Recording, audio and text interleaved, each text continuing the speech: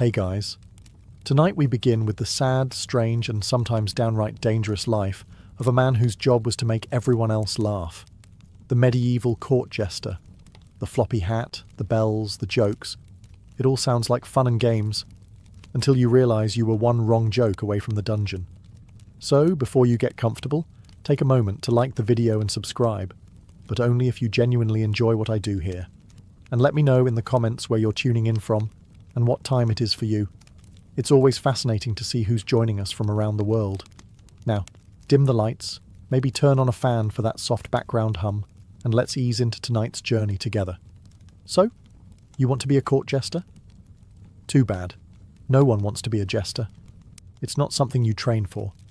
It's something that happens to you, like the plague, or being born left-handed in a world of swords.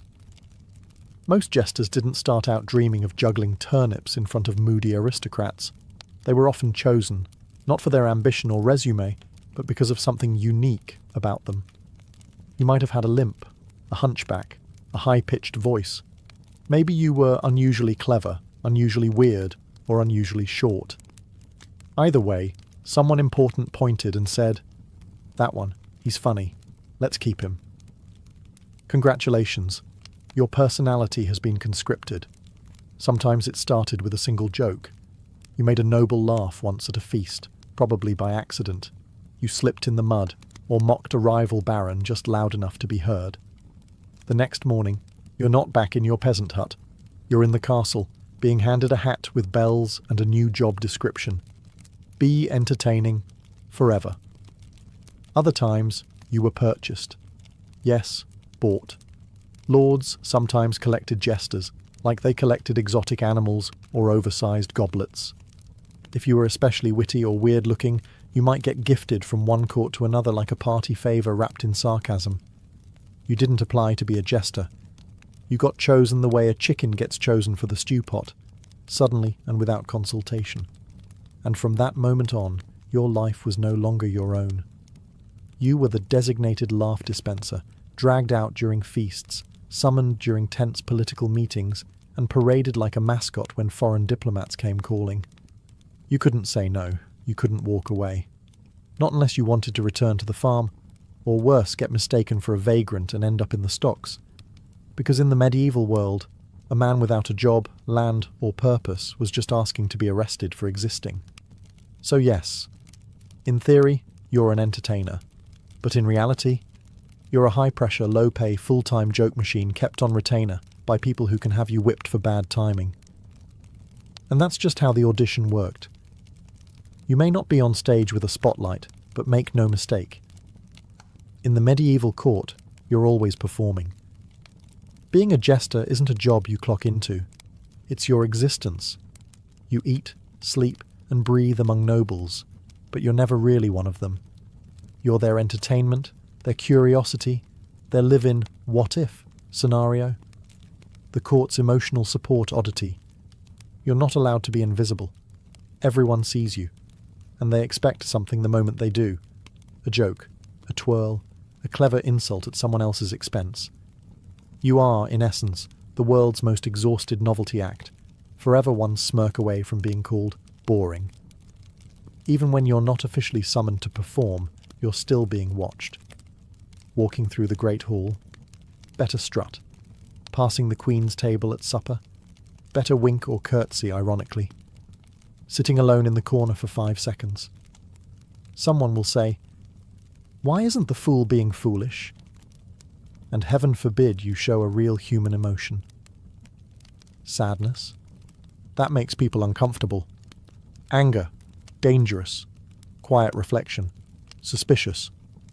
If you're not grinning like an idiot while half dancing on one foot, they assume you're planning treason. Worse still, you live in the palace but not like a prince. You sleep somewhere near the kitchens or tucked into a spare closet that used to house brooms. Your quarters are just close enough to hear all the laughter, but never be included in it. You eat what's left over, you wear what's given, you exist as a fixture of fun, not a person.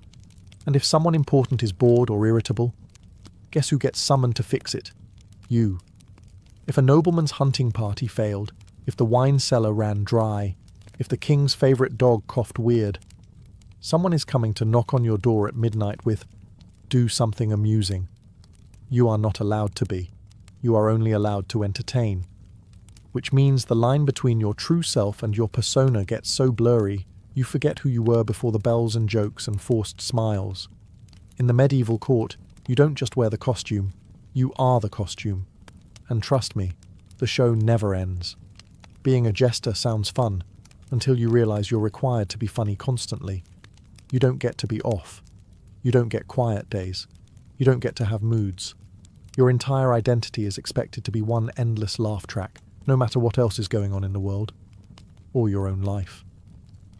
Your job description?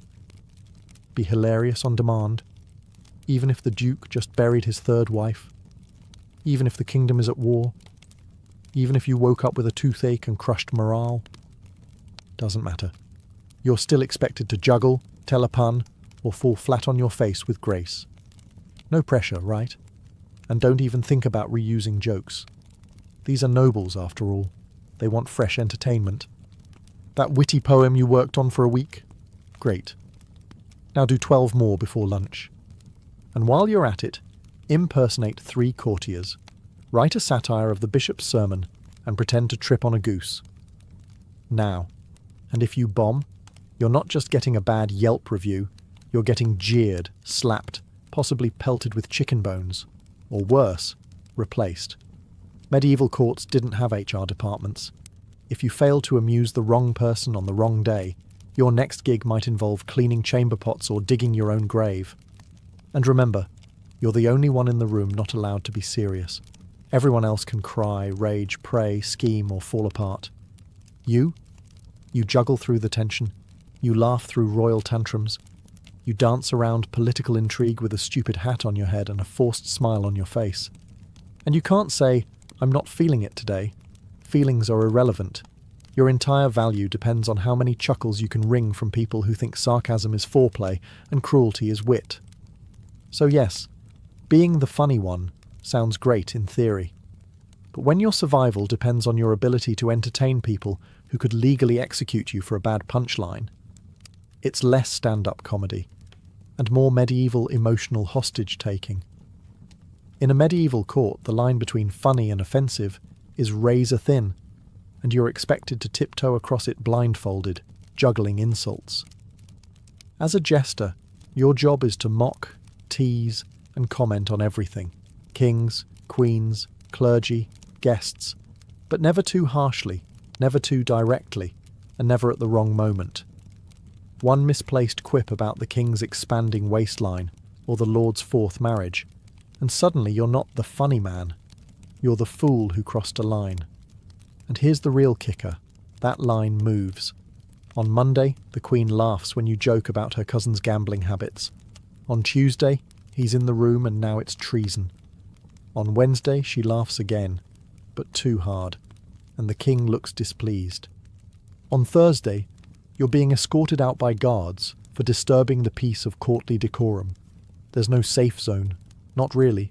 Jokes about politics, risky, religion, suicidal, physical appearances, very dangerous. Royal failures, absolutely not. Unless you wrap it in 3 layers of metaphor and a juggling routine. Even then, maybe don't.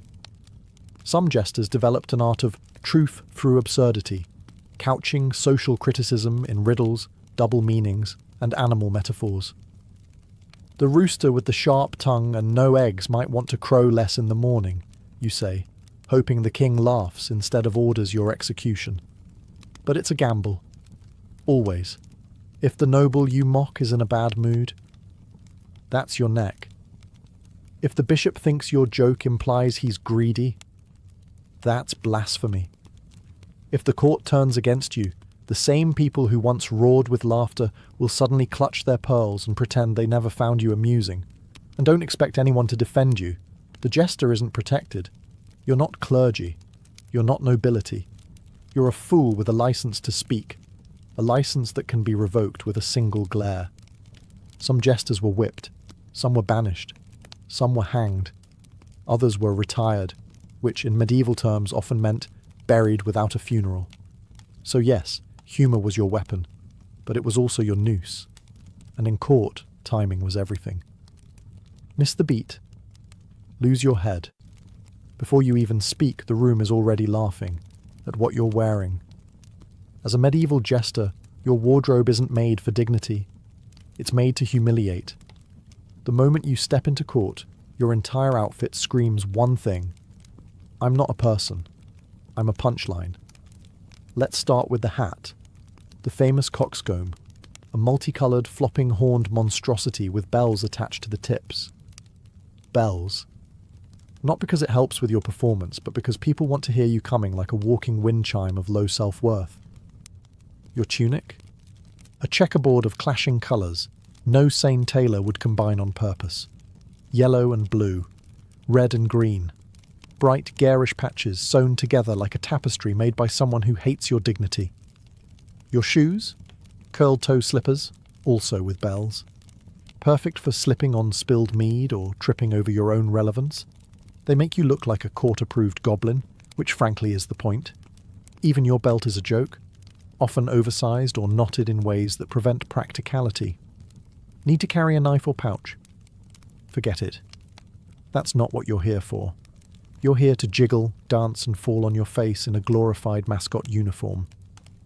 And while nobles wear velvet, silk, fur and gold thread embroidery, your clothes are made from the cheapest scraps of wool and linen. If it's itchy, heavy or stained, perfect. The worse it feels, the better it looks. The audience must always remember you're beneath them. Now imagine wearing this to every feast, every wedding, every royal negotiation. There's no variation, no wardrobe change, no formal jester wear. You are visually ridiculous 24/7. Even when you're dead serious, you look like a colouring book exploded on your body. And don't expect compliments. People don't say, "Nice hat." They say, "Try not to trip over your bells today, fool." Or worse, they tug your sleeve just to hear you jingle like a holiday decoration with abandonment issues. So yes, your clothes might be iconic, but they're also a uniform of humiliation. A reminder that even when your words are sharp, your outfit must be dull-witted enough to reassure the powerful that you're never truly a threat. Just an echo in a funny hat. You sleep under the same roof as dukes, barons and kings. But make no mistake, you're not one of them. You're part of the furniture, like a tapestry that makes noise. Your room, if you're lucky enough to have one, is a glorified storage closet tucked behind the kitchens or near the servants' quarters. A space just far enough to remind you you're not important, and just close enough to be dragged out at a moment's notice for a midnight joke or awkward wedding toast. At meals, you don't sit with the nobles. You stand near them, close enough to overhear gossip, be insulted mid-bite, or have a piece of chicken flung at your head in jest. You might be allowed to eat from the same platters, but always last, after the nobles, the priests, the dog, and occasionally the stable boy. And yet, you hear everything. Affairs, plots, murmured insults, the truth behind marriages and treaties. You are the unwanted ear in the room, the one nobody stops talking around, because in their minds, you're too lowly to matter. You're harmless, a fool. But that doesn't stop you from knowing everything. And sometimes that knowledge keeps you alive, or gets you killed. The irony is cruel. You live among nobility, you know their secrets, you share their meals. But socially, you're stranded. The nobles won't befriend you. The servants won't trust you. You're too high for one world, too low for the other. Your presence is tolerated, but not respected. You're allowed into spaces peasants never see, but only so long as you're amusing. You're patted on the head like a performing animal, not welcomed like a guest. If you speak too plainly or ask for something real, a favour, protection, respect, you're reminded immediately, know your place, fool. You are, quite literally, a resident outsider. You can mimic the court, mock the lords, entertain the ladies, but you'll never inherit land, marry into nobility, or wear a sword for honour. Your future is as fixed as your bells. So yes, you live with the nobles, but you live among them the way a shadow lives among light, always present, never truly visible. You've spent years honing your skills, juggling knives, reciting witty verse, playing instruments, mimicking voices, composing satire that could rival Cicero. And yet, no one thinks of you as talented. They think of you as amusing. That's the curse of being a jester. No matter how much skill, creativity, or performance mastery you have, your genius is constantly treated like a party trick. You compose clever rhymes in multiple languages. They'll chuckle and say, "Do the funny face again." You craft a biting piece of political satire disguised as a joke about sheep. Someone throws a grape at your head and tells you not to get too clever. You are expected to be brilliant, but never acknowledged as such. If a noble sings a song, everyone applauds. If you sing better, the room goes silent. If a baron tells a joke, it's praised for its boldness. If you tell the same joke better, it's called sassy or inappropriate, and woe unto you if you actually outshine someone important. Nobles don't like being upstaged, especially by someone dressed like a Christmas ornament. You're supposed to sparkle, not eclipse, so you play a strange game, perform just well enough to keep your job, but not so well that you make anyone feel inferior. Be witty, but not wise. Be sharp, but not threatening. Be brilliant, and then immediately juggle something to remind everyone you're not that clever. It's a balancing act on the edge of a sword. And here's the real tragedy. Many jesters were incredibly skilled. Musicians, acrobats, poets, political thinkers, all hiding behind a mask of idiocy, because brilliance in a fool's mouth is only tolerated if it comes with a pratfall and a jingle. You know what's worse? They laugh hardest when you mess up. Miss a joke? Trip mid-dance? Drop a lute? That's when they roar. Not because you meant to, but because failure reinforces what they want to believe, that you're just an idiot in a loud outfit, not someone clever enough to mock them in their own tongue. So yes, your talent may be the most refined in the room, but your applause? It only ever comes wrapped in condescension. Feasts in a medieval court are grand, glistening roasts, overflowing wine goblets, minstrels plucking away in the background. It's a festival of excess. And you're the main course of humiliation. From the moment guests arrive, nobles are eyeing you like a toy they can poke for laughs. Do a trick, fool. Tell a joke. Imitate Lord Wensley and his lazy eye. You perform, not because you want to, but because the mood of 100 powerful drunken nobles depends on your ability to not take offence while being publicly mocked, grabbed, teased, and possibly slapped. You don't sit at the table. You orbit it like a bright, jingly satellite of shame. You move from group to group like a courtly Roomba, cleaning up awkward silences with a clever line or a badly timed handstand. You are always available, but never invited. And when the wine starts flowing heavily, that's when things turn. Suddenly your performance becomes a game for everyone else. Someone pulls your hat down over your eyes. Another demands a pig impression.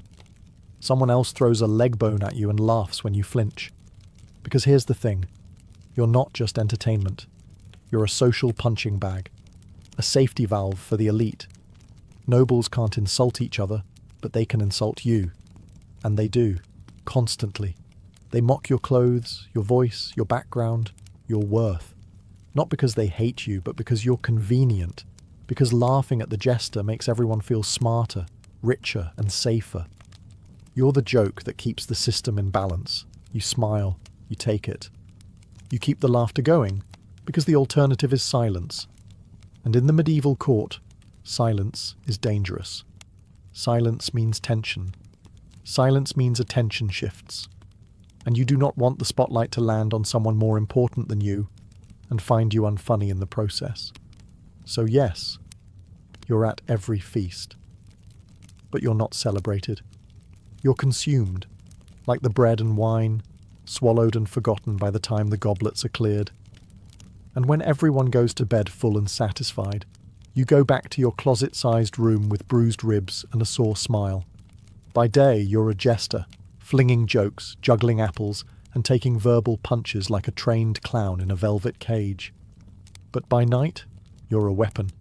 The crown might laugh at your tumbling act, but they know your real value isn't in your slapstick. It's in your ears.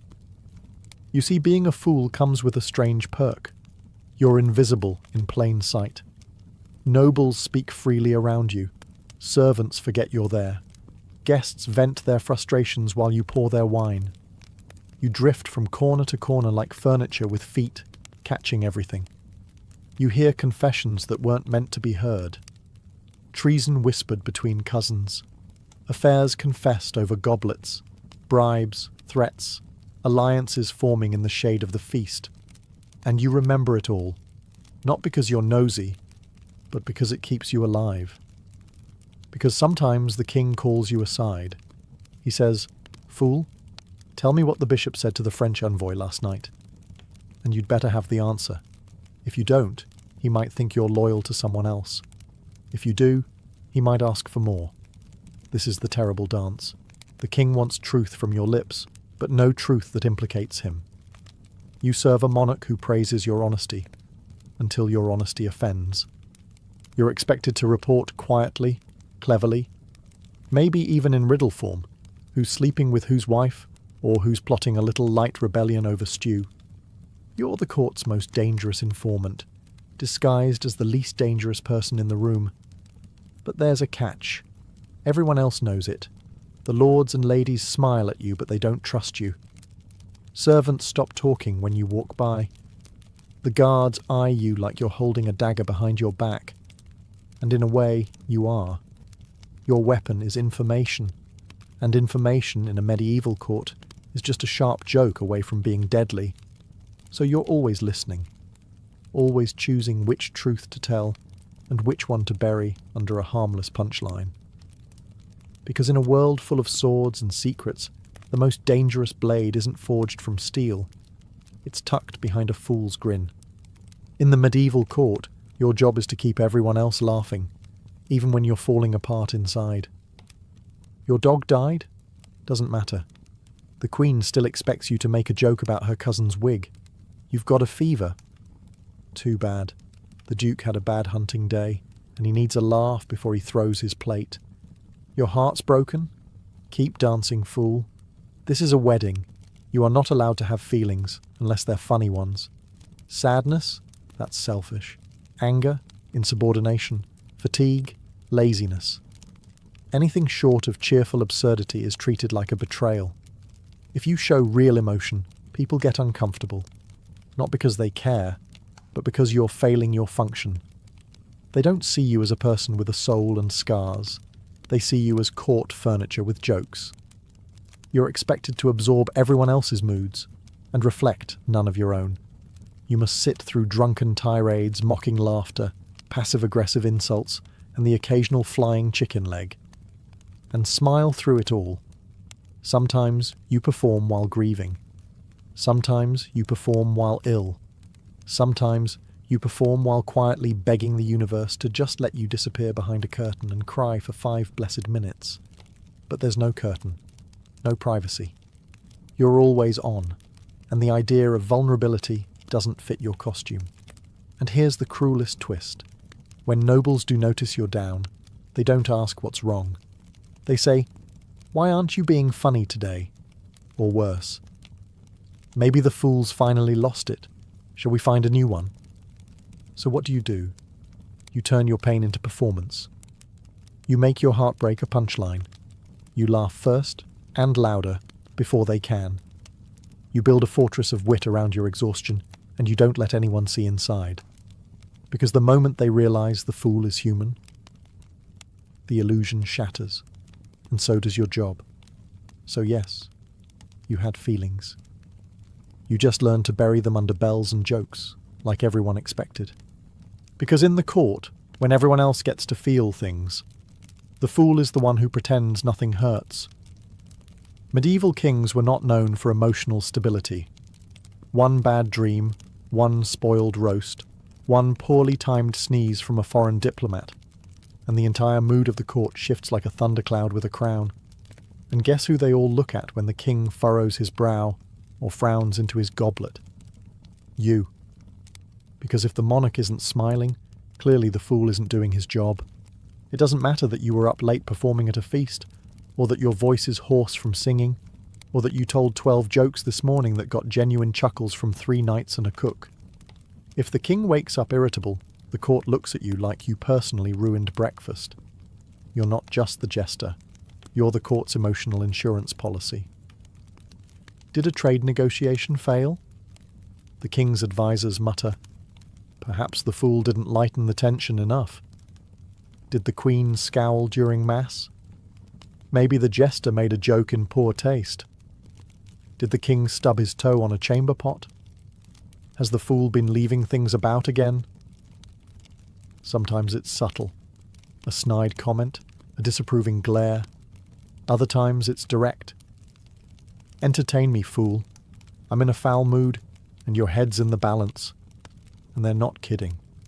You're one ill-timed silence away from being demoted to stable cleaner or worse, executed for being unfunny. And even when it's not your fault, it becomes your burden. You must fix the mood, patch the tension, make the royal toddler laugh so no one notices the king just broke a goblet over the steward's head. You become a human emotional thermostat, adjusting yourself endlessly so everyone else stays warm and content.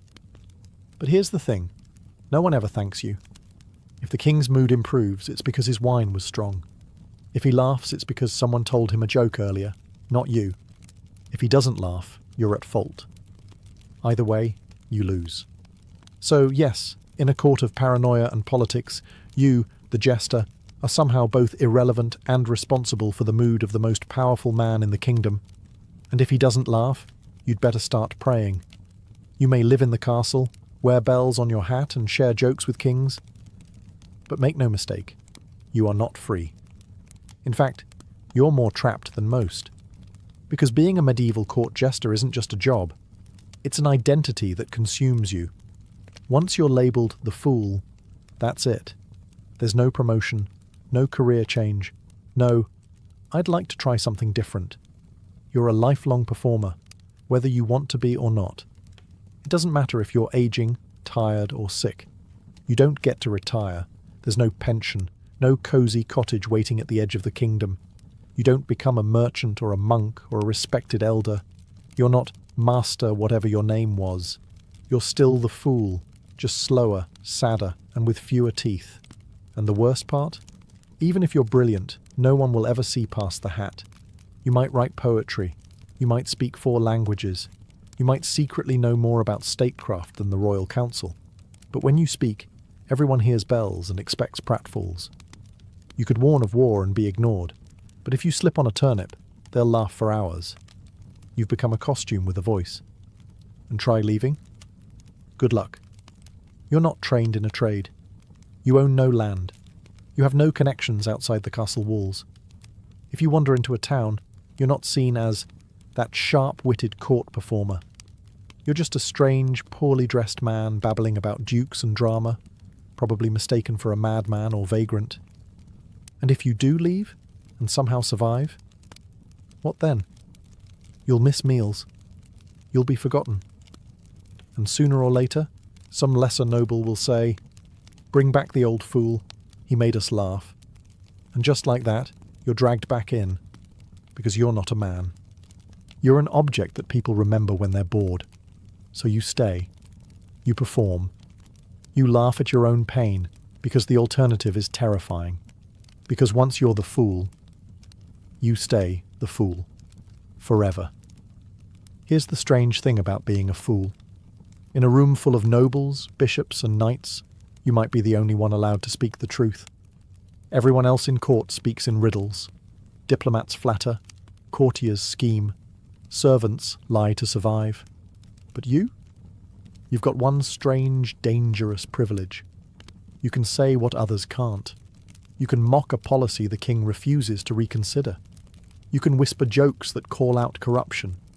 You can impersonate the baron who's clearly embezzling grain, or the duchess with a suspiciously close friendship to the bishop's nephew, and somehow get away with it. But let's be clear. Getting away with it doesn't mean you're safe. It means you're walking a high wire strung between comedy and execution. The court laughs because they're pretending it's just a joke. But you know the truth. It's never just a joke. That jest about the war, that's a political opinion in disguise. That pun about the taxes, that's public dissent, delicately wrapped in wordplay. You are the only honest voice in the room, and everyone knows it. And that scares them. Some will admire you quietly, others will hate you openly, but all will watch your every word.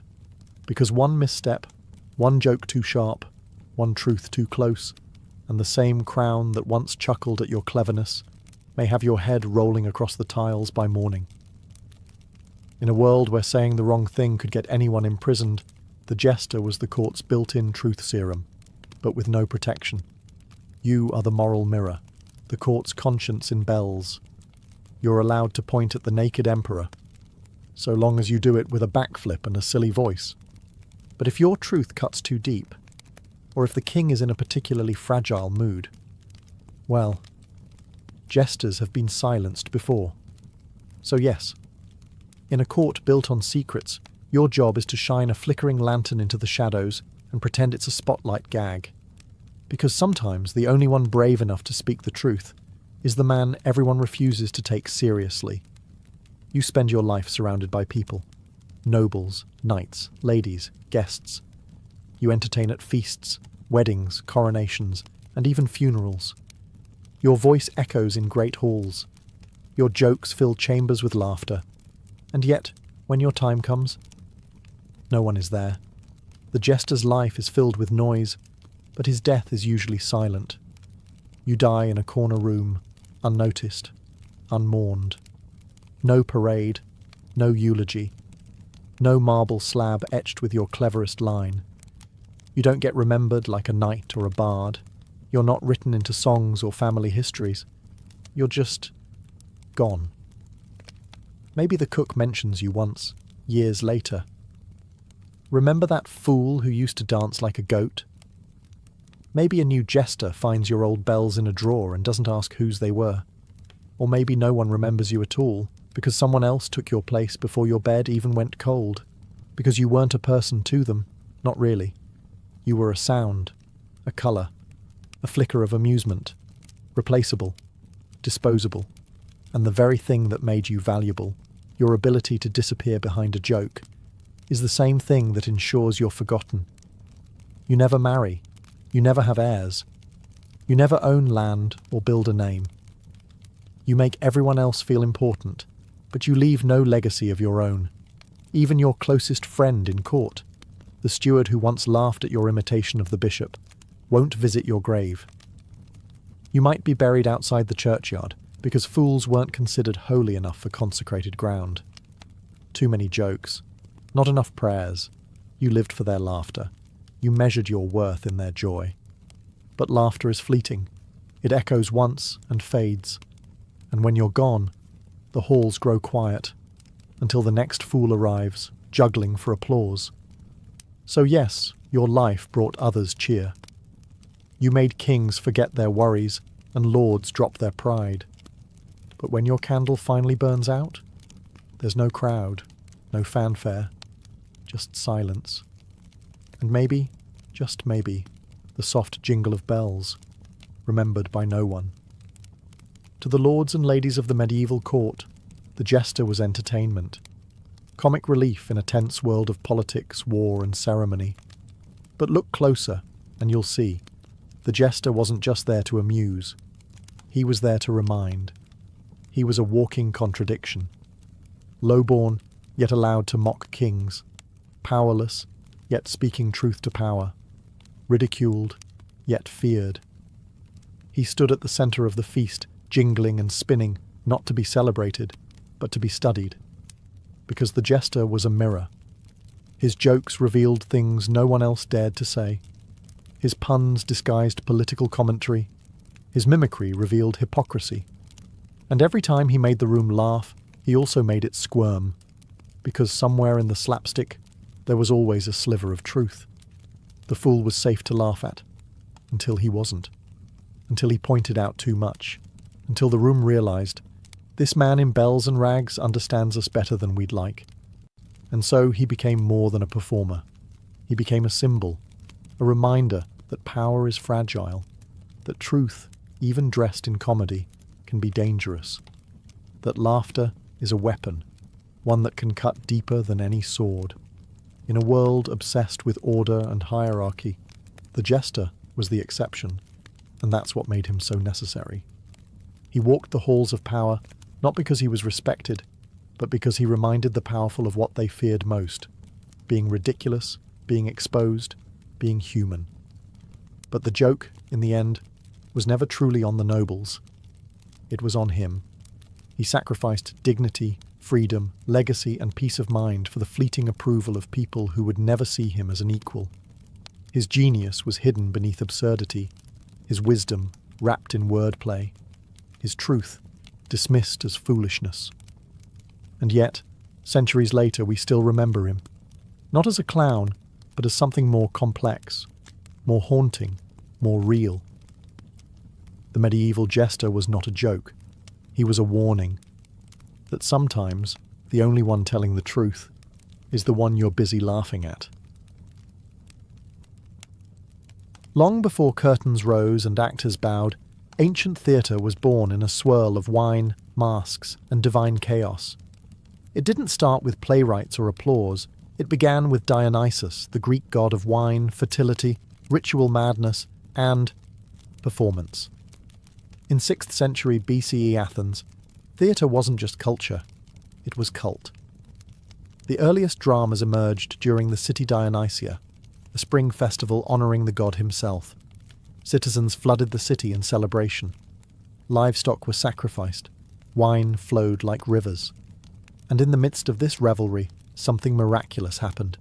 People started acting, not pretending, but becoming, taking on voices not their own, dancing in frenzied circles, chanting choruses that blurred the line between prayer and performance. The centerpiece, a dithyramb, a wild hymn-like chant, performed by a chorus of up to 50 men, moving in rhythm, faces masked, eyes aflame with ecstasy. These weren't actors as we know them. They were vessels, mediums, each voice a drop in the divine pool of Dionysian energy. Then came a man named Thespis. Legend says Thespis stepped out from the chorus around 534 BCE and spoke as a character, rather than as part of a group. Just like that, the concept of an actor was born. That's why we still call performers thespians today.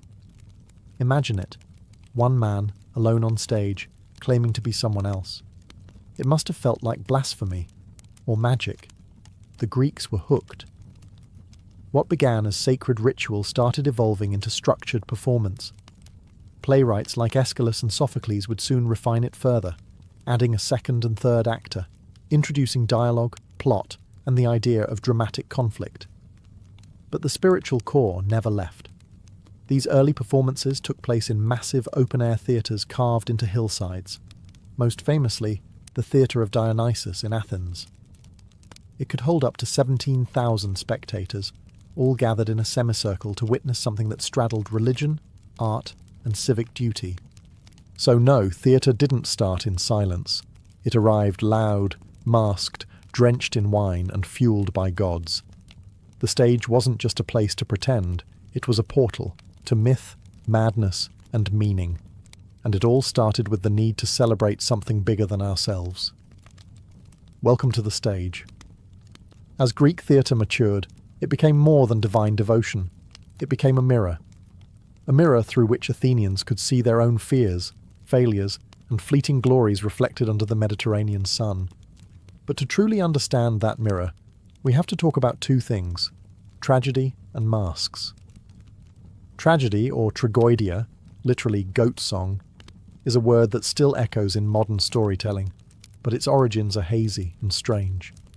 It might refer to goats sacrificed to Dionysus, or perhaps the prize, a goat, awarded to the best performer. Either way, by the 5th century BCE, tragedy had crystallized into a formal art. The plays were structured, poetic, and overwhelmingly fatal. Think fate, betrayal, vengeance, hubris, and gods who toyed with mortals like cats play with mice. And at the centre of it all were masks. Greek actors didn't just play roles, they transformed. Each actor, typically male, could portray multiple characters using distinct masks. A twisted mouth for sorrow, a wide-eyed face of fear, a delicate feminine mask for goddesses and queens. These masks weren't subtle. They were oversized, stylized, and often exaggerated, so even the person in the worst seat at the top of the amphitheater could feel the character's emotion. Behind the mask, the actor's voice was everything. Projection and clarity mattered more than naturalism. With no microphones or lighting, actors had to command a sea of thousands using nothing but breath, tone, and precise physicality. One actor might kneel in grief, another might howl into the sky, all of it unfolding beneath the open heavens. Tragedians like Aeschylus, Sophocles, and Euripides revolutionized the form. Aeschylus added a second actor, Sophocles a third, and Euripides brought psychological depth and raw emotion that made his characters bleed on the page. They tackled themes of divine injustice, war trauma, and the limits of human reason. Oedipus, Antigone, Medea. These weren't just plays. They were philosophical battlegrounds. And yet, despite all this darkness, Greek theatre wasn't a funeral. It was a civic celebration. Tragedies were performed competitively, like Olympic Games for the soul. The entire city would attend, including the poor. Wealthy citizens even paid for the production as a form of public service. The stage had become sacred ground, and the mask, a tool of revelation. The Greeks had found a way to stare into chaos, and call it art. While tragedy grappled with gods and doom, Greek comedy pulled down its tunic and mooned the universe. By the late 5th century BCE, as Athens blossomed into a cultural and intellectual superpower, comedy emerged as its rebellious younger sibling. It was raw, irreverent, and loud, a theatrical playground where no one, not even the gods, was safe from ridicule. If tragedy asked, "What is the meaning of suffering?" comedy asked, "Why is Zeus such a pompous idiot?" The master of this art was Aristophanes, the Shakespeare of satire. His plays like Lysistrata, The Clouds and the Frogs were brilliant, bawdy, and biting. Lysistrata, for example, tells of women who withhold sex to force their men to stop waging war. It was revolutionary, hilarious, and politically loaded. Imagine watching a play where the characters are making fun of your government, your neighbours, and your own bad habits, and everyone's laughing in the open. Comedy plays were still part of religious festivals, like the City Dionysia, often performed right after the tragic trilogies. The audience would go from crying over Antigone to roaring with laughter as a chorus of dancing sausages mocked corrupt politicians. Masks in comedy were even more exaggerated than those in tragedy. Grotesque faces with bulging eyes, snub noses, and enormous, male appendages to guarantee laughter even from the back row. Costumes were padded, wigs were wild, and the chorus might show up as frogs, wasps, birds, or clouds, depending on the joke. But Greek comedy wasn't all slapstick. It was deeply political. Aristophanes attacked warmongers, philosophers, and playwrights with surgical precision. The Clouds mocked Socrates so ruthlessly that some scholars believe it contributed to the public mistrust that eventually led to his trial. As the classical age matured, comedy evolved. New comedy, in the 4th century BCE, softened the satire and focused on domestic plots. Mistaken identities, romantic entanglements, clever slaves outwitting dim-witted masters. Playwrights like Menander laid the groundwork for what would later influence Roman comedies and even modern sitcoms. Greek comedy was more than laughter. It was truth-telling in disguise. A democratic city speaking to itself in riddles and punchlines, masks and music, dance and defiance. Where tragedy asked, "What is fate?" comedy replied, "Isn't it ridiculous how we try to control it?" When the Romans inherited the stage from the Greeks, they didn't whisper tragedy into the wind. They built colossal amphitheatres, stuffed them with thousands of spectators, and said, "Let's make it louder." Theatre in ancient Rome was never just about art. It was about power, performance, and pleasing the masses. The earliest Roman plays were translations of Greek works, adapted by playwrights like Livius Andronicus and Plautus, who Romanized the humour, dialed up the physical gags, and simplified the plots for wider appeal. The result?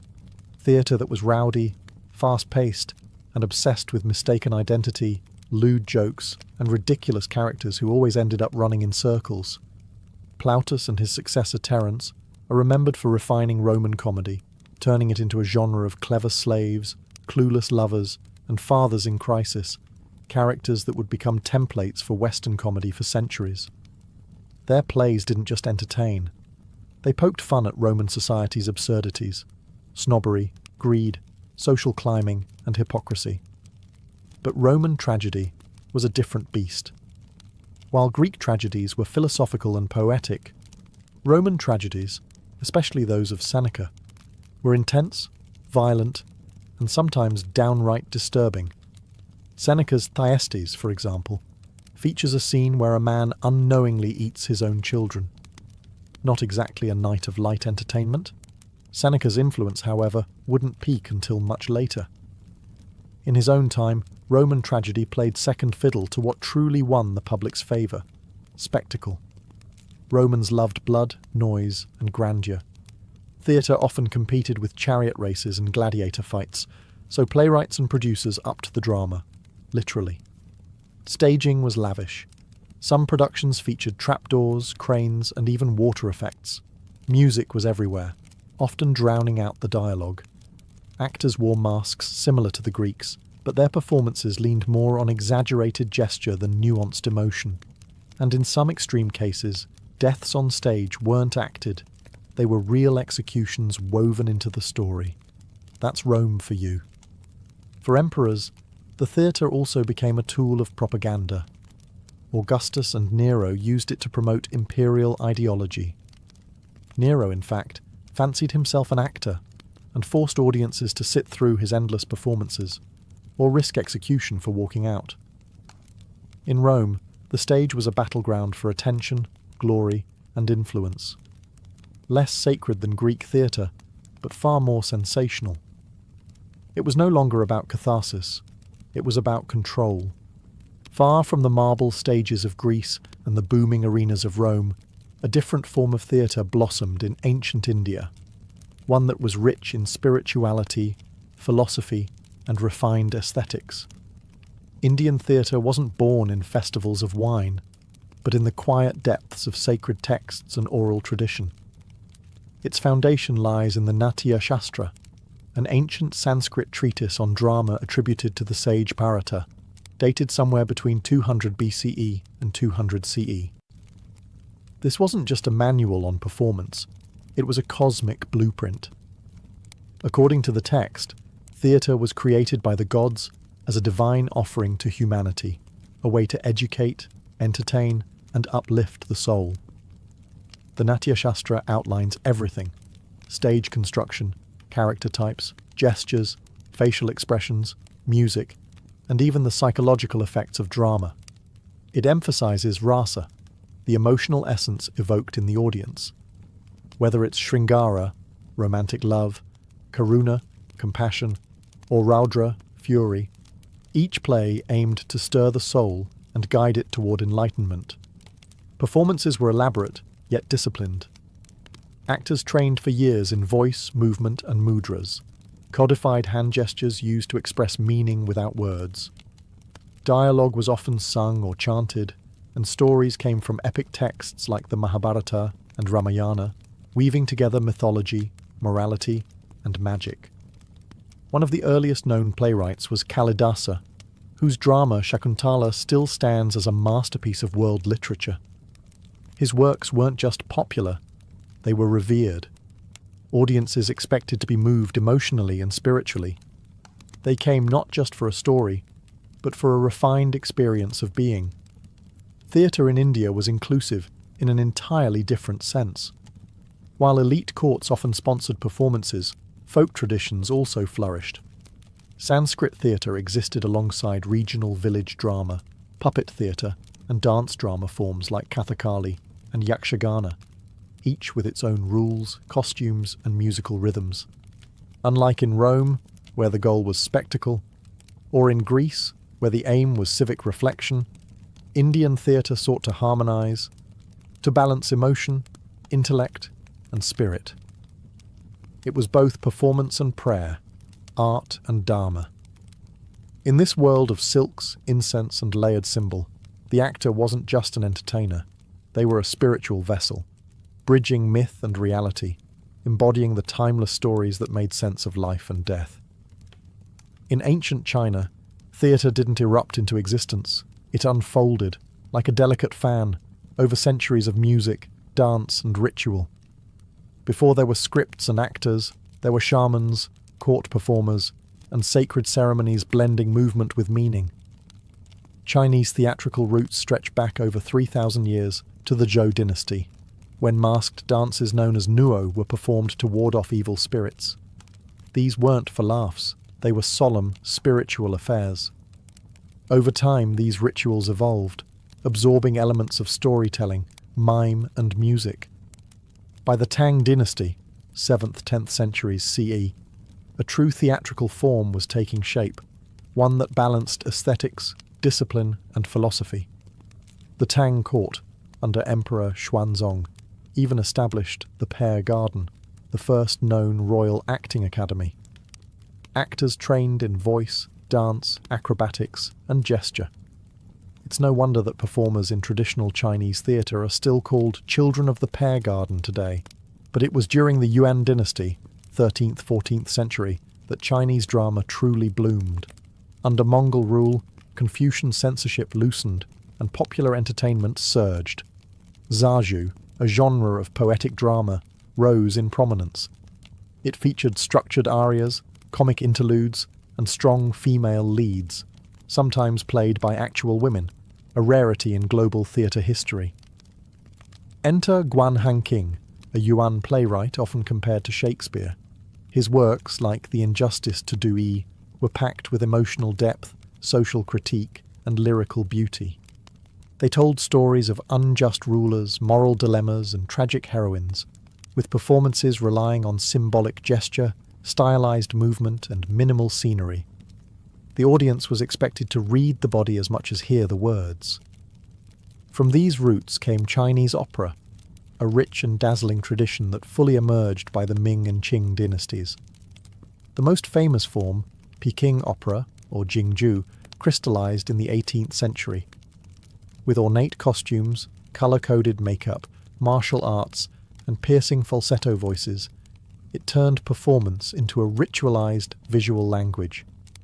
Each movement, raising a sleeve, tilting the head, was loaded with meaning.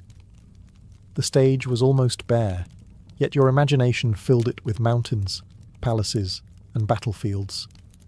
And unlike Western theatre, Chinese opera didn't aim for realism, it aimed for essence. Chinese theatre didn't just tell stories, it transmitted values, preserved history, and expressed a worldview where heaven, earth, and humanity danced in quiet harmony. In Japan, theatre emerged not with clamour or excess, but with stillness, subtlety, and sacred restraint. Among the world's oldest surviving theatrical forms, No is unlike anything that came before or after.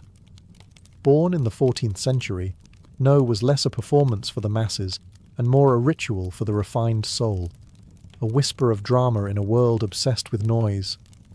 No traces its lineage to Dengaku and Sarugaku, folk dances, Buddhist chants, and comic sketches that entertained both commoners and monks. But in the 1300s, a father-son duo changed everything. Kanami and his son Xiami elevated No into a structured, poetic, and deeply symbolic art form. Xiami, a performer, writer, and theorist, gave No its heart. His treatises laid down a philosophy of beauty rooted in Yugen, a kind of mysterious grace or profound subtlety. In No, less wasn't just more, it was everything. Each performance blends music, dance, poetry, and drama into a single fluid expression.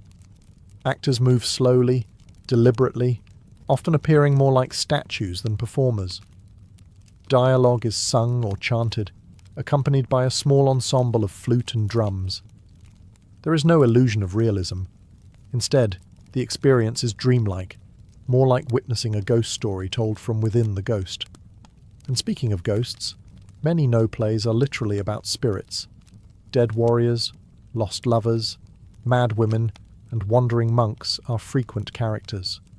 These are not action-packed stories, but meditations on memory, loss, and longing. The main actor, or shite, typically wears a carved wooden mask, frozen in an expression that shifts subtly with the angle of the head or light.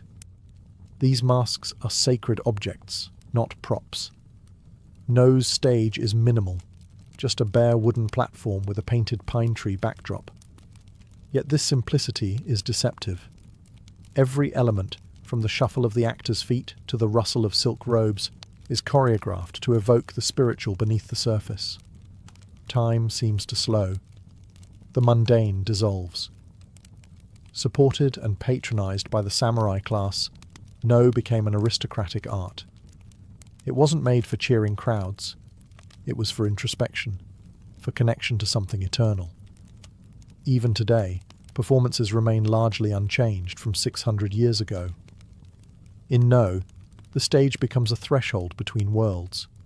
Life and death, form and void, voice and silence. While grand stages and noble actors stole the spotlight in many cultures, another kind of theatre quietly thrived in the shadows: puppet theatre. In Asia especially, puppetry wasn't just child's play. It was a powerful medium for myth, morality, and memory, where the inanimate whispered truths the living dared not say. In Indonesia, particularly Java and Bali, the ancient art of wayang kulit, shadow puppetry, emerged as a sacred tradition. Thin, flat puppets made from buffalo hide were intricately carved and painted, then held behind a white screen with a flickering oil lamp. The result? Silhouettes dancing in flickering light, conjuring entire worlds from shadow. At the centre of it all was the dalang, the puppet master. Far more than a performer, the dalang was a spiritual guide, comedian, narrator and philosopher rolled into one. With a single voice, he portrayed dozens of characters from Hindu epics like the Mahabharata and Ramayana. The stories might last for hours, even through the night, accompanied by the rhythmic pulse of a gamelan orchestra. Wayang wasn't just entertainment. It was a ritual act, often performed during temple festivals, births, funerals, or political ceremonies. Each puppet symbolized more than a character. It was a force, a lesson, a karmic echo. Meanwhile, in Japan, another mesmerizing form evolved: bunraku. Unlike wayang's silhouettes, bunraku puppets are large, lifelike, and manipulated by 3 puppeteers in full view of the audience. One controls the head and right arm, another the left arm, and a third the legs. It takes years of training before a puppeteer can even touch the puppet's head. The result? Uncanny realism. A puppet woman tugs her sleeve in heartbreak. A warrior trembles before death. It's mesmerizing. The narration, however, is delivered by a single chanter, seated beside a shamisen player. His voice becomes thunder, tears, whispers, rage. The puppets move, but the soul comes from his throat. Puppetry thrived precisely because it could say what humans couldn't. In strict societies, puppets mocked emperors, questioned fate, and explored forbidden love or vengeance without retribution. After all, it wasn't a man accusing the king, it was just a doll. Whether in flickering shadows or under full lantern light, puppet theatre turned wood and string into mirrors, reflecting the deepest fears, dreams, and truths of the cultures that created them. From the drunken chants of Dionysus to the silent grace of No masks, ancient theatre didn't simply vanish. It echoed forward, reshaping how we tell stories even today. Its legacy isn't just etched in stone ruins or dusty scrolls. It's alive in every stage, screen, and script. The Greeks gave us structure. Their innovations, dialogue, dramatic conflict, character arcs, are the very bones of modern storytelling. The three-act play. That's Aeschylus whispering through time, the tragic hero undone by hubris, straight from Sophocles. Even the concept of a fourth wall, that invisible boundary between actor and audience, was something the Greeks played with centuries ago. The Romans, for all their love of spectacle, passed down a different inheritance: theatre as mass entertainment. Their open-air amphitheatres became the architectural model for everything from Shakespeare's Globe to modern sports arenas. And their comedies, full of farce, mistaken identities, and bawdy misunderstandings, laid the groundwork for Western sitcoms and slapstick. In the East, the impact of theatre is no less profound. Indian drama, with its focus on emotional resonance and the balance of aesthetic moods, rasa, influenced not just performance but classical dance, cinema, and poetry.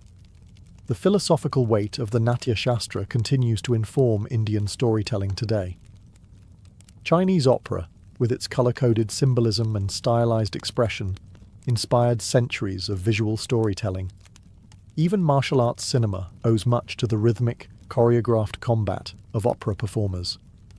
Meanwhile, Japan's No and Bunraku remain living traditions, still performed, still revered, their minimalism influencing modern directors like Kurosawa and even Western experimental theatre.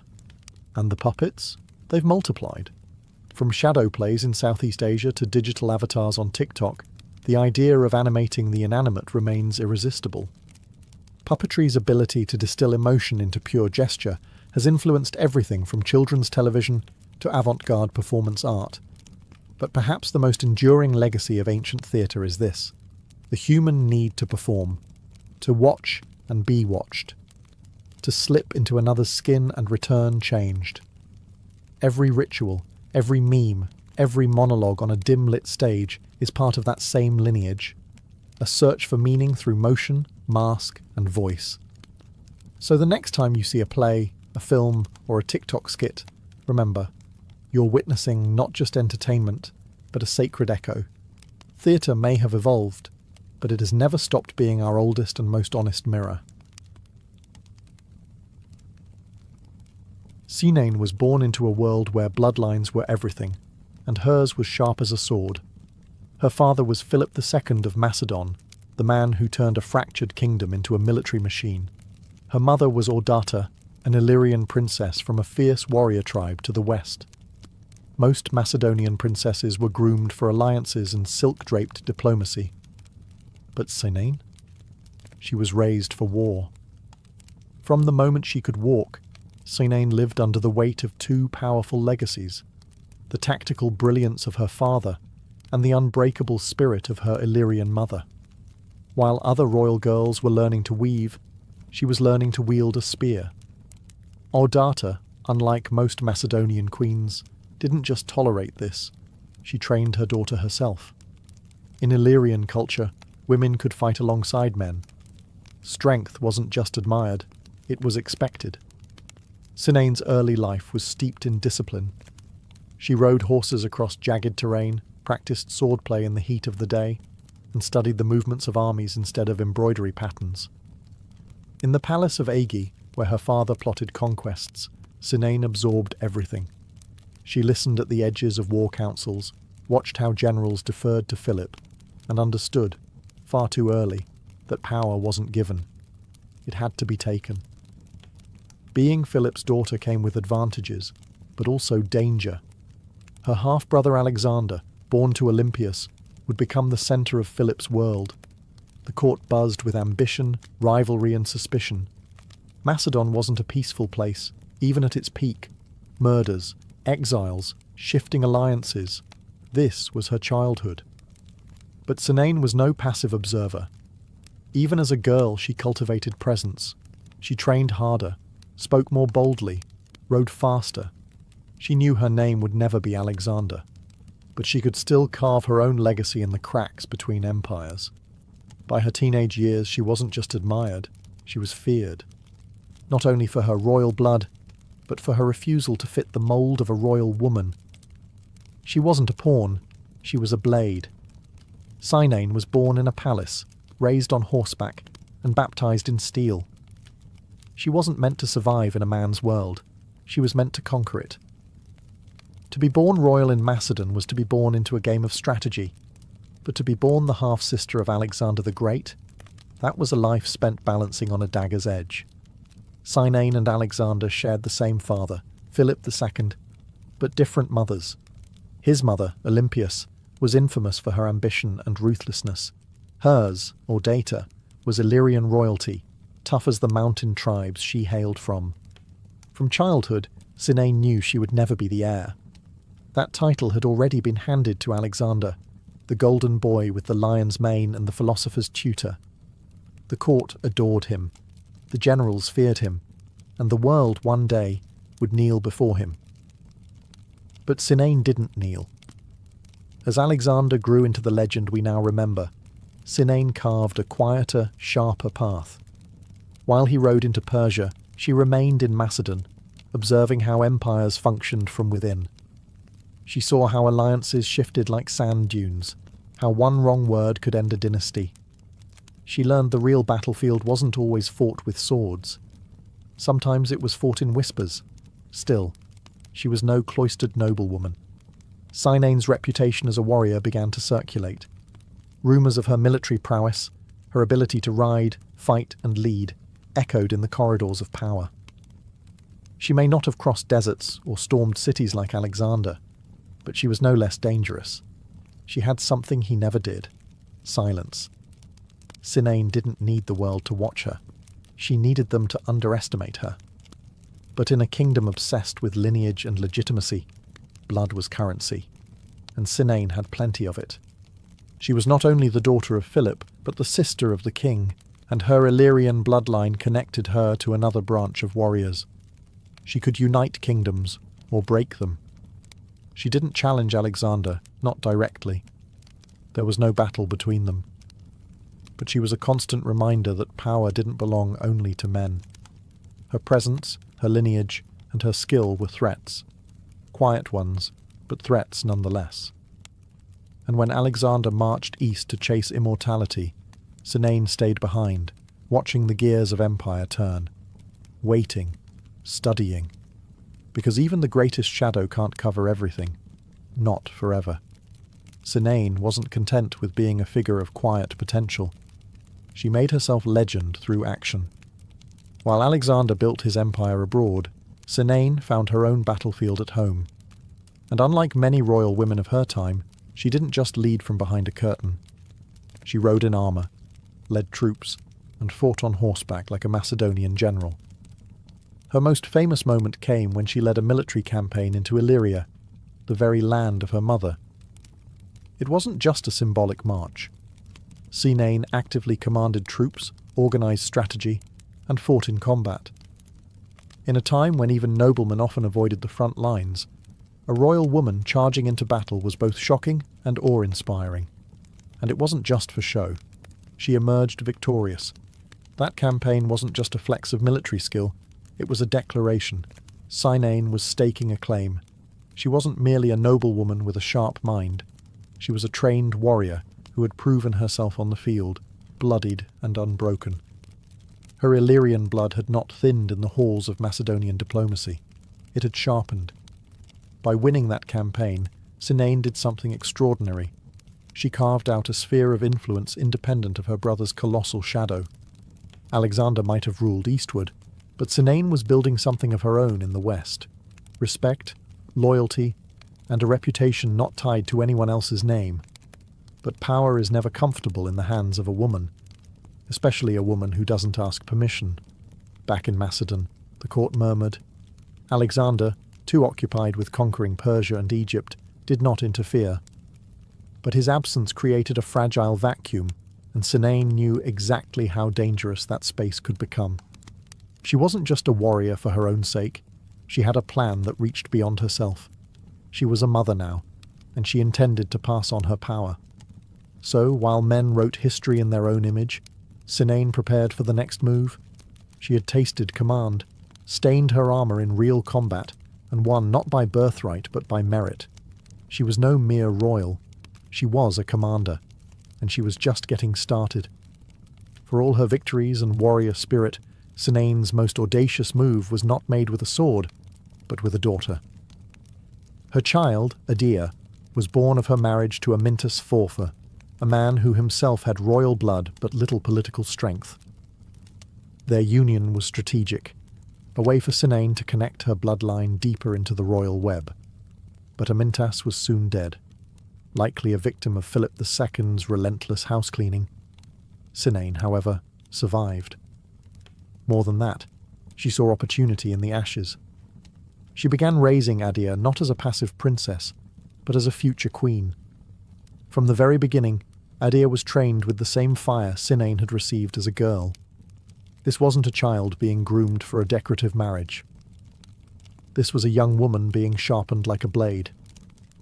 Sinane personally oversaw her education, rhetoric, leadership, martial training, and most importantly, politics. It wasn't just about legacy. Sinane had watched the world unravel in Alexander's absence. The court was divided, the generals restless, and succession uncertain. Alexander had no legitimate heir. His empire was vast but fragile. The question of who would rule once he died wasn't just theoretical. It was a ticking bomb. Sinane had a plan. Her daughter would marry Aridaeus, Alexander's half-brother, who was considered next in line despite his intellectual disability. If Adia became his wife, and Sinane her advisor, they would have real influence over the Macedonian throne. This was more than ambition. It was survival. The empire was splintering. Power was being hoarded by generals and regents. Sinane saw that only through Adia could she continue to shape the future. She wasn't just trying to put her daughter on the throne. She was trying to protect Macedon from itself. But this was not a world kind to women who made moves like kings. Whispers turned to threats. The regents, particularly Perdiccas, one of Alexander's former generals, saw what was coming. A warrior mother raising a queen with a claim to the throne was too dangerous.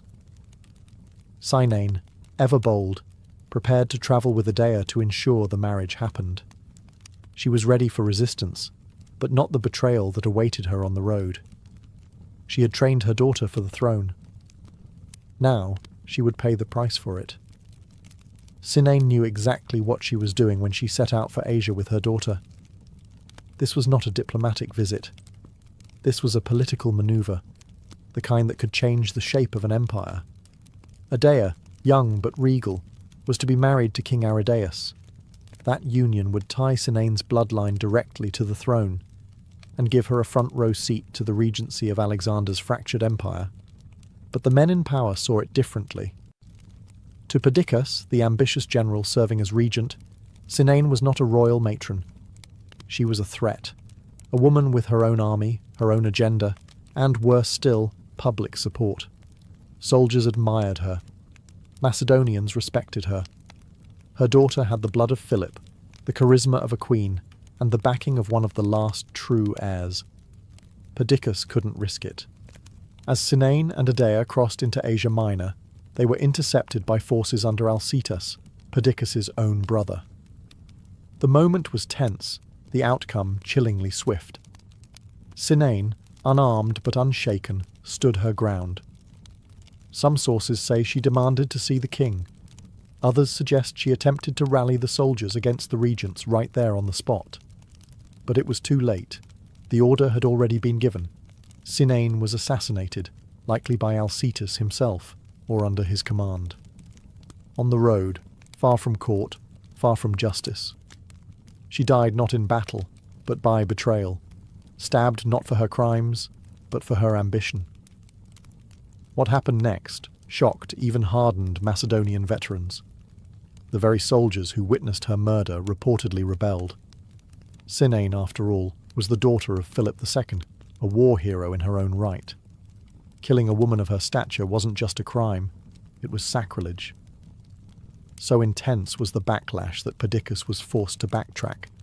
In a stunning reversal, he allowed Adia to marry Aridaeus after all. But the cost had been steep.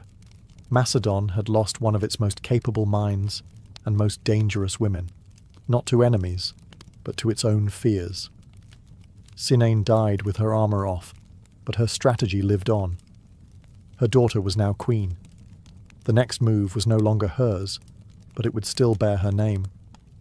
Sinane's death was supposed to end the threat, but instead it lit a fire.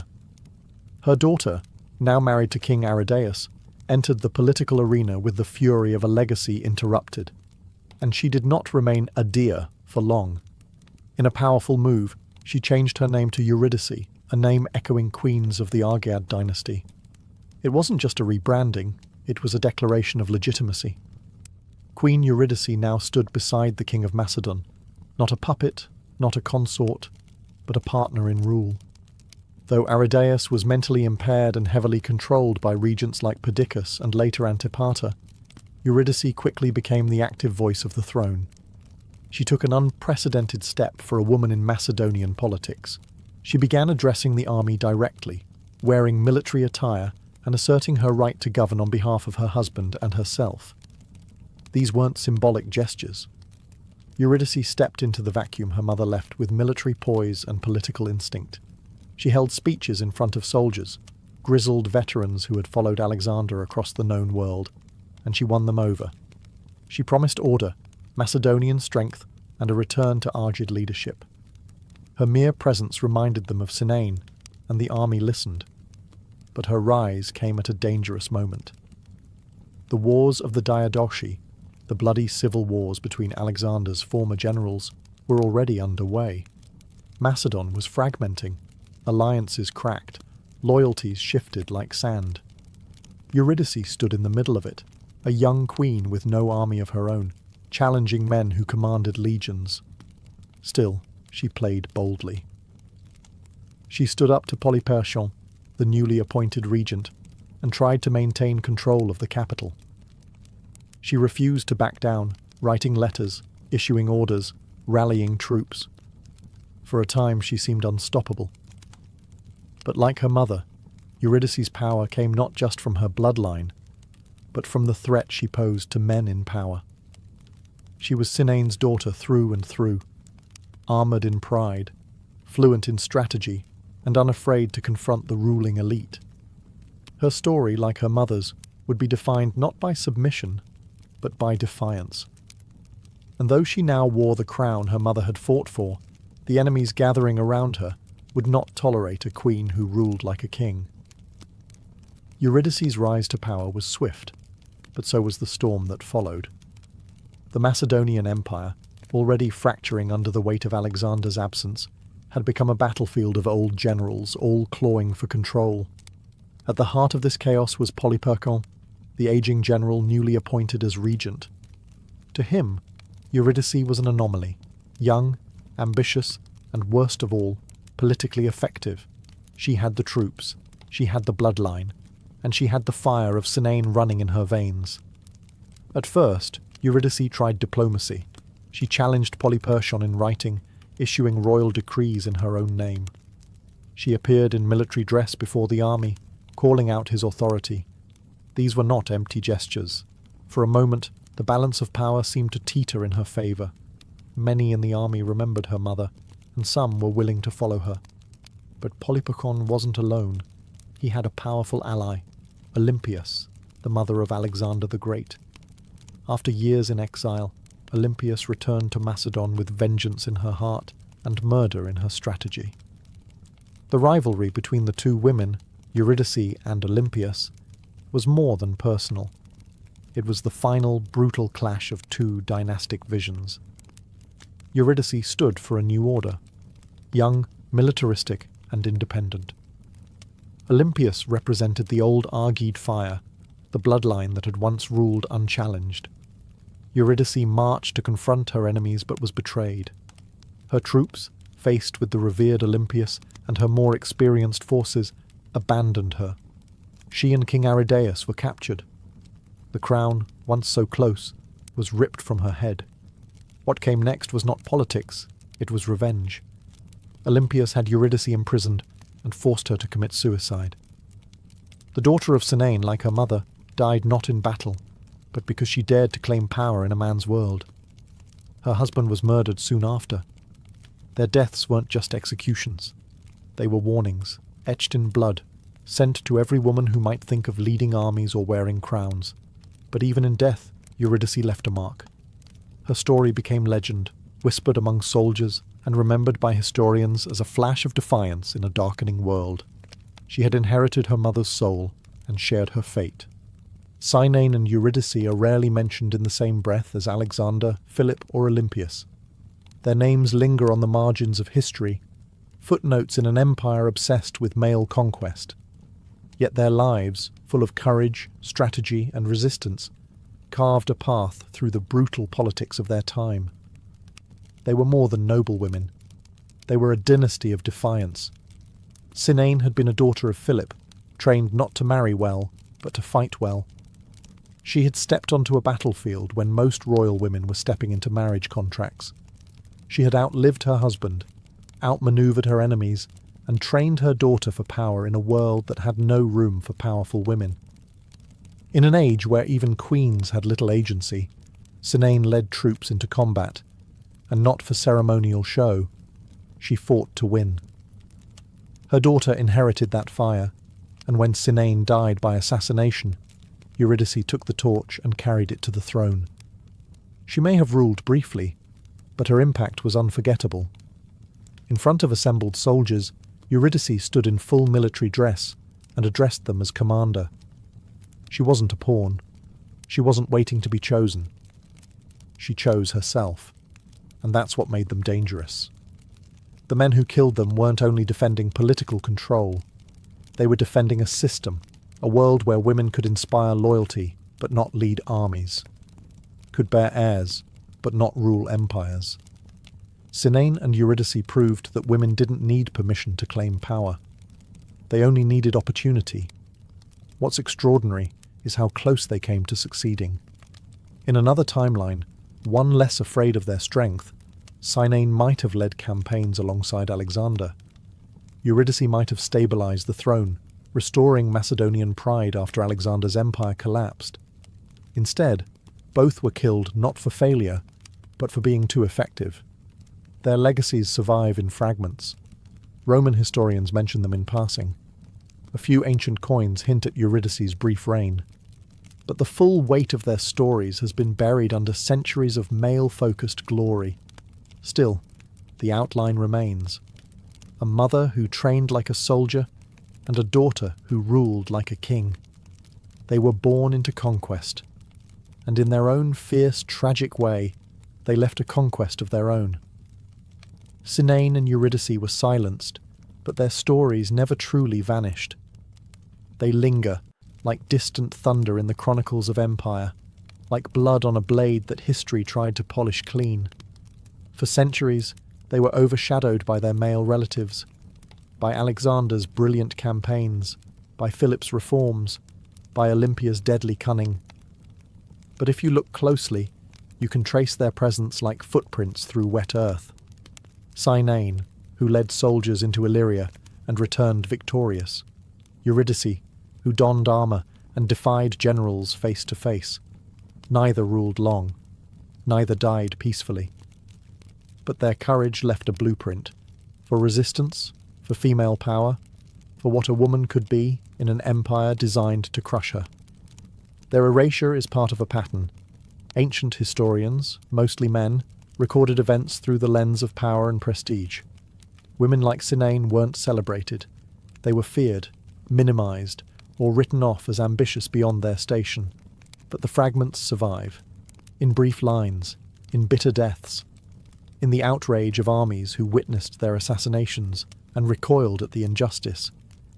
And in those fragments, something remarkable remains: willpower. Neither woman needed a crown to claim authority. They embodied it, through action, leadership, and sheer presence. Their power wasn't inherited, but forged, from training fields, battle scars, and public defiance.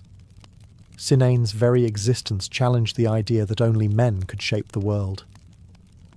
Eurydice proved a woman could wear royal regalia and speak to warriors without trembling. Even today, their names raise questions. What might have changed had they lived longer? Could Macedon have held together under Eurydice's rule? Could Sinane have been the war leader Macedon needed after Alexander's death? We'll never know, but the possibility itself is a legacy. Modern scholars are beginning to rediscover them, pulling their stories from the dust of forgotten scrolls. Not as side characters, but as protagonists of their own brutal, brilliant narratives. Sinane and Eurydice didn't survive their world, but they disrupted it. And for that they echo, not as ghosts of empire, but as reminders of what power looks like when it refuses to beg for permission. Their crowns were stolen, their stories almost erased, but their fire still burns, even if history tried to bury the ashes. Before there were belts, masters, or cinematic legends, martial arts began in the silence between survival and the sacred. Across early civilizations, the act of fighting wasn't just practical, it was ritualistic. It was how communities trained their bodies, protected their borders, and shaped their spirits. The earliest martial arts didn't emerge from sport. They grew out of necessity. Long before writing, people were already grappling, striking, and weapon training. But over time, simple survival turned into something deeper. Combat became a discipline, a code, a path toward mastery, not just of the body, but of the self. Take ancient hunters, for example. Their movements, lunges, thrusts, evasions, became the foundation of martial patterns. Each hunt was a rehearsal for war, and every war demanded a stronger, smarter, more synchronized warrior. But when weapons were laid down, the movements remained. They were practiced again and again, until they became ritual, a kind of physical language that could be passed down across generations. Across the world, this pattern repeated. In the Indus Valley, carved seals from over 4,000 years ago show figures in stances eerily similar to those in modern martial arts. In Africa, tribal wrestling formed the basis of coming-of-age ceremonies. In Mesopotamia and Egypt, soldiers trained in organized formations, but also honed personal combat styles, ones involving hand-to-hand strikes and grappling holds. Their physicality was a kind of literacy. To fight was to speak the language of kings. And always, combat was paired with symbolism. Movements mimicked animals, spirits, or cosmic forces. A strike wasn't just a blow, it was the embodiment of a myth. A sequence of motions could mirror a battle between gods, or serve as a prayer for protection. Martial practice became ceremonial, integrated into festivals, funerals, and religious rites. Even in death, warriors were honoured for their form. Ancient tombs contain weapons carefully placed beside skeletons, not as tools, but as symbols of identity. The sword wasn't just something you carried, it was who you were. So in these ancient worlds, martial arts weren't side activities. They were essential rites, a merging of the physical, the mental, and the divine. It wasn't about fighting, it was about becoming. In the misty palm-covered hills of southern India lies the ancient birthplace of what many believe to be the world's oldest martial art, Kalaripayattu. Born in the region of Kerala, this system dates back over 3,000 years, and possibly more, emerging from a civilization where combat, medicine, and spiritual practice were deeply intertwined. The word Kalari refers to a training ground, and Payattu means to fight or practice. But Kalaripayattu was never just about fighting. It was a discipline of transformation, a system where warriors trained not only to defeat enemies, but to master themselves. It combined strikes, grapples, and weapon techniques with deep breath control, meditation, and stretches that predate modern yoga. According to tradition, the art was shaped by the sage Parashurama, a divine warrior believed to have reclaimed the land of Kerala from the sea. He created Kalaripayattu not merely as a combat system, but as a sacred path to balance power with wisdom.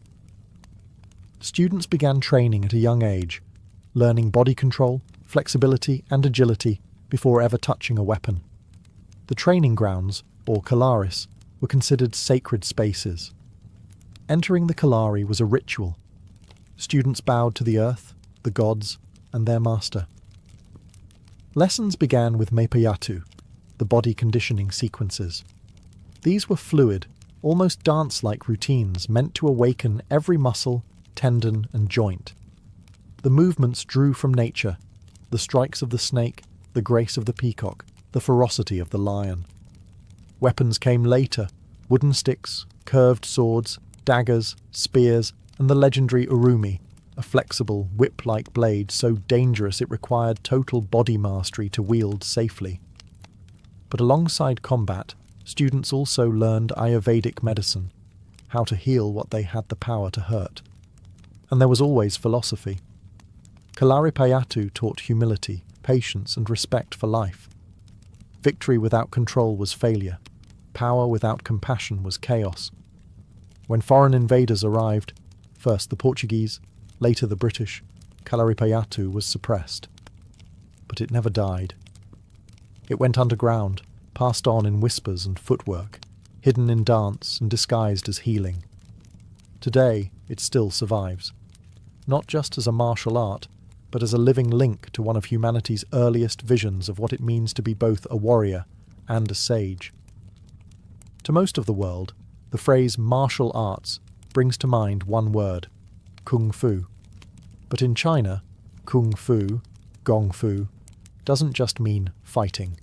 It means mastery earned through effort, whether in calligraphy, cooking, or combat. And nowhere is that spirit more fully embodied than in the ancient martial traditions rooted in the temples, mountains, and battlefields of early China. The origins of Chinese martial arts stretch back over 4,000 years. Ancient military texts from the Zhou dynasty describe hand-to-hand combat drills, weapon techniques, and battlefield formations. But the true heart of Kung Fu emerged where philosophy met motion, in the silence of the monasteries. The most famous origin story begins in the Shaolin Temple, a Buddhist sanctuary nestled in the Song Mountains.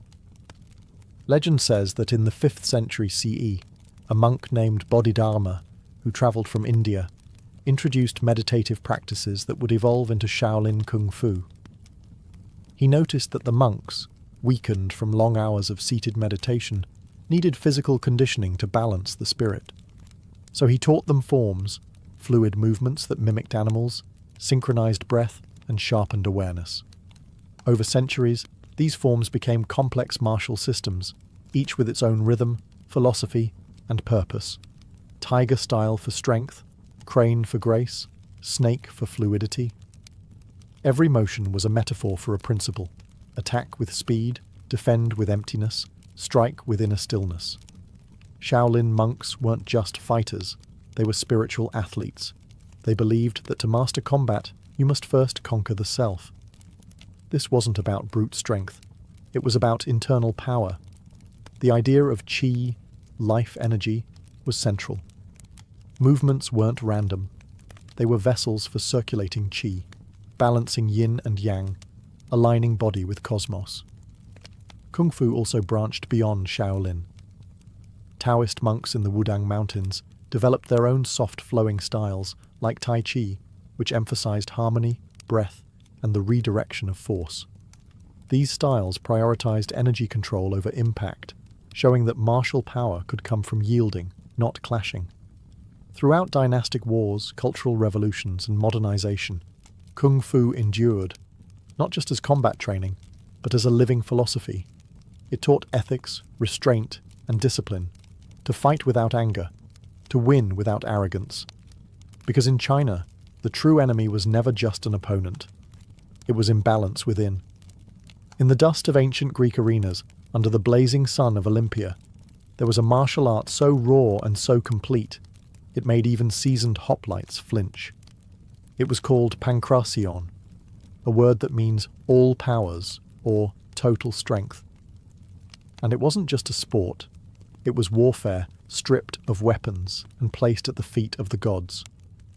Pankration first entered the Olympic Games in 648 BCE, and almost immediately it became legendary. A blend of wrestling and striking, this was full-contact combat at its most primal. Competitors punched, kicked, grappled, choked, and broke bones. The only two rules? No biting. No eye gouging. Everything else was fair game. But pancration wasn't chaos. It was discipline. Fighters trained in strategy and control, not wild brutality. They studied the mechanics of the human body, where to strike, how to pivot, when to lock a joint or crush the windpipe. They trained relentlessly in the palestra, where gymnastic conditioning met hand-to-hand tactics. Pancratiasts were admired not just for strength, but for technique and mental toughness. And the art wasn't confined to the games. Greek soldiers practiced pancration for the battlefield. It was part of the warrior's toolkit. If your spear broke, your shield splintered, and your sword fell, you fought with pancration. Close quarters, bare-handed, and unforgiving. Legendary tales grew around its champions. One speaks of Aristion of Phigalia, who died during a match after locking his opponent in a final submission hold.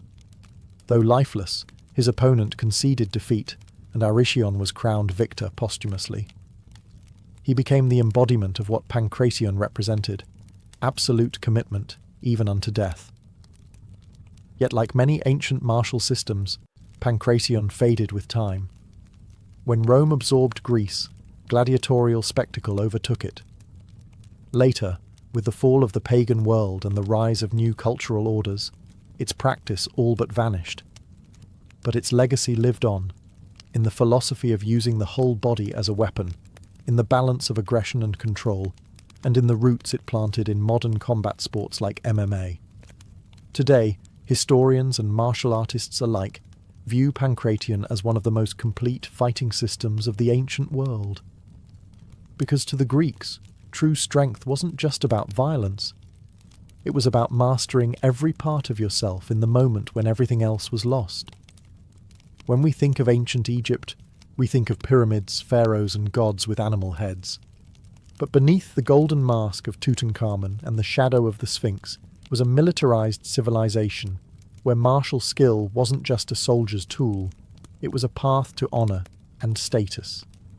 Egypt's earliest records of martial arts appear not in text, but in art. On the walls of tombs in Beni Hassan, dating back to around 2000 BCE, there are over 400 depictions of grappling techniques, throws, locks, and stances. These images, striking in detail, show that Egyptian warriors trained in unarmed combat with surprising sophistication. Wrestling was not a pastime, it was a national passion. Young nobles trained in martial disciplines from an early age. Combat was seen as both physical excellence and spiritual preparation. The soldier wasn't just a fighter. He was a protector of Mayat, the divine balance of the world. To train the body was to prepare to defend that cosmic order. But Egypt's martial tradition extended far beyond wrestling. Warriors were schooled in stick fighting, known today in its modern descendant as tatib. This elegant yet fierce art involved rhythmic movements with a long staff, often performed to drums. Though it evolved into a ceremonial dance over the centuries, its roots were deeply martial, used by guards, soldiers, and royal bodyguards. Weapons training included archery, spears, daggers, and battle axes, but close-quarters combat was no less important. Egyptian warriors had to be versatile. In chariot warfare, for instance, soldiers were trained to shoot with deadly precision while racing at full speed, an ancient form of mobile martial art that demanded nerves of steel and unbreakable focus. Even in myth, martial prowess mattered.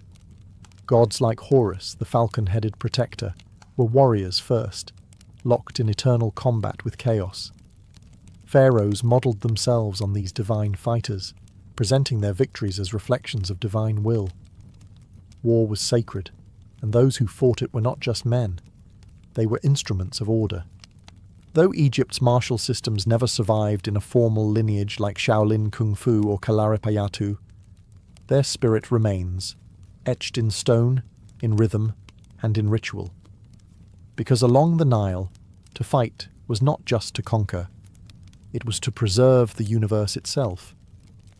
Long before the word samurai echoed through scrolls and songs, Japan's martial identity was already forming in the misty valleys and storm-swept shores of its islands.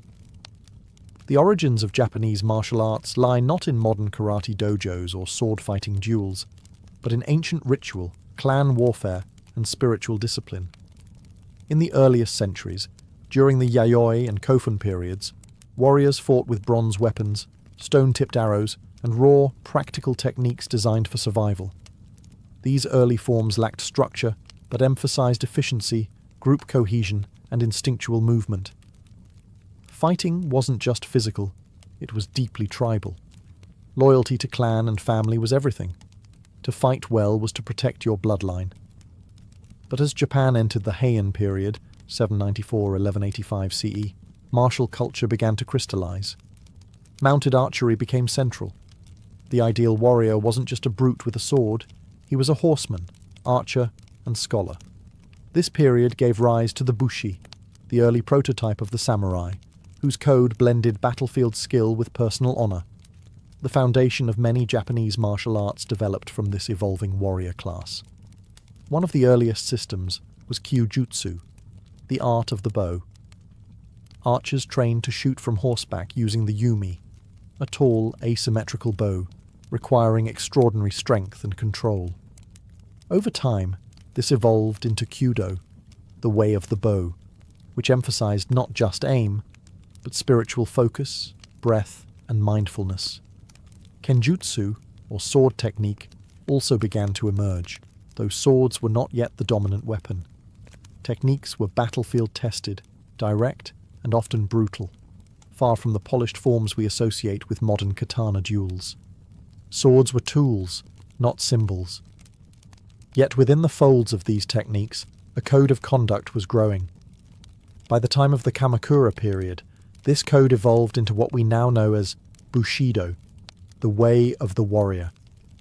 Honor, loyalty, self-discipline, and inner peace became as vital as victory. Martial training became not just preparation for war, but a moral path. Swordsmanship, archery, and later hand-to-hand combat systems like jujutsu were practiced as both physical arts and spiritual exercises. In early Japan, to fight was to follow a path of balance between life and death, technique and heart, body and soul. And the warrior wasn't just expected to win, he was expected to die well. When we talk about the origins of martial arts, Africa is too often left out of the conversation. But across this vast and diverse continent, ancient cultures developed powerful, sophisticated, and deeply rooted martial traditions, systems shaped by survival, spirituality, and ceremony. These weren't just methods of combat, they were expressions of identity, heritage, and sacred duty. One of the most enduring African martial practices is dambe, the ancient combat sport of the Hausa people in West Africa. Traditionally performed by butchers and members of warrior guilds, dambe combines bare-knuckle boxing with powerful low kicks. Fighters wrap one hand, called the spear, in cloth or hardened rope, while the other remains open for defence. Matches often take place during harvest festivals and public gatherings, turning combat into celebration. But make no mistake, this is warrior training, preserved through ritual. In Senegal, another ancient tradition thrives, layam, or Senegalese wrestling. More than a sport, layam is a national art form, its roots reaching back to pre-Islamic times when it served as a rite of passage for young men. Wrestlers engage in powerful grappling, accompanied by drums, dance, and spiritual chants. Before combat, fighters often consult marabouts, spiritual leaders, who offer charms and blessings. Strength alone won't guarantee victory. One must also have spiritual favour. Farther south, in Zulu culture, the martial legacy of Nguni stick fighting tells a different story. Practiced by young Zulu boys as part of initiation and military training, this art involves a striking stick and a blocking stick, used in lightning-fast exchanges. Beyond preparing boys for future combat, stick fighting also built courage, reflexes, and a warrior's mindset. Even the legendary Shaka Zulu, was said to have refined battle techniques by observing and modifying traditional stick-fighting strategies into formations that reshaped southern African warfare. In Ethiopia, historical paintings and manuscripts depict soldiers using spears, shields, and short swords in tightly organized formations, sometimes accompanied by wrestling traditions that emphasized throws and body control, skills necessary in both battle and ritual. In African martial arts, the line between fight and festival, battle and belief, was always thin. Movement was meaning. Combat was culture. And across the continent, the warrior was more than a fighter. He was a protector, a performer, and a living vessel of his people's spirit. Long before European ships touched the shores of the Americas, the indigenous peoples of the continents had already developed rich and complex martial traditions. These systems weren't organized into schools or written down in manuals, but they were real, practiced, and deeply embedded in culture, ceremony, and survival. Among the Aztecs, martial culture was central to civilization. From an early age, boys were sent to Telpochcali, or youth training houses, where they learned warfare, discipline, and weapons handling. The macahuitl, a wooden sword embedded with obsidian blades, was a symbol of elite warriors. It could slice through flesh with terrifying ease. But Aztec martial arts were more than technique. They were tied to religion. Warfare was a sacred duty, a way to capture prisoners for ritual sacrifice, and a path to honor in the afterlife. Aztec warriors were organized into elite orders, such as the Eagle and Jaguar warriors, whose names weren't just titles, they were spiritual identities. Combat was a way to embody the spirit of the animal, to transform oneself into a living weapon guided by divine purpose. Farther south, the Inca Empire had its own formidable martial culture. While the Inca are better known for engineering and empire building, they trained soldiers extensively. Their warriors used slings, spears, bolas, and clubs with strategic precision, and trained in formations suited to mountain warfare. Young warriors were taught strength, endurance, and loyalty to the state. Warfare was not just political, it was ritualized, a test of cosmic balance. In the North American regions, many indigenous tribes practiced warrior rites tied closely to spiritual life.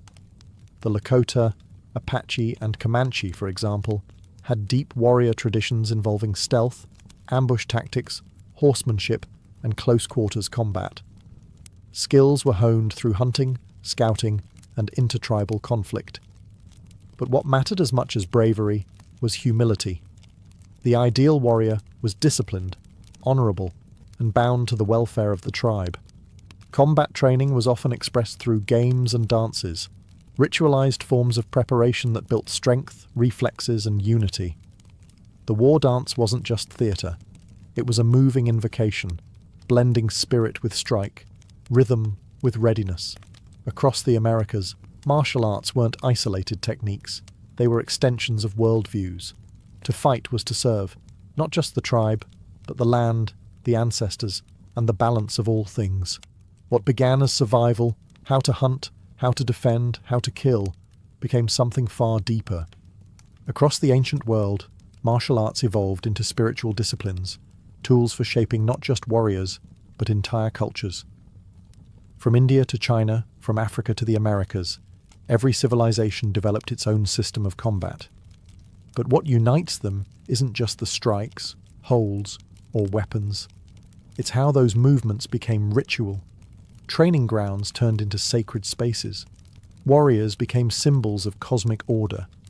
Combat itself became a path, not to destruction, but to self-mastery.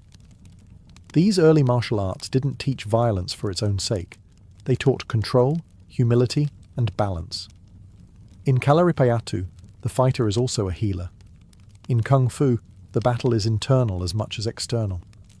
In Pankration, the test is mental endurance as much as physical skill. Even in the tribal dances of Africa and the war games of the Americas, the lesson is the same.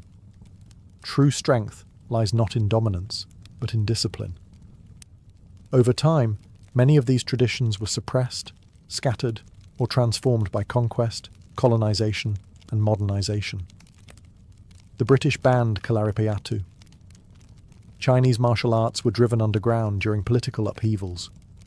African systems were masked in ritual to survive. Native American combat knowledge was pushed aside by force, and yet none of it truly disappeared. Fragments survived in folk dance, oral storytelling, community rituals. Others resurfaced in modern martial arts, reborn in karate, judo, capoeira, MMA, and more. The roots are ancient, even if the forms are new. Today, when someone steps onto a mat, bows before a teacher, or learns a new technique, they're not just learning how to fight.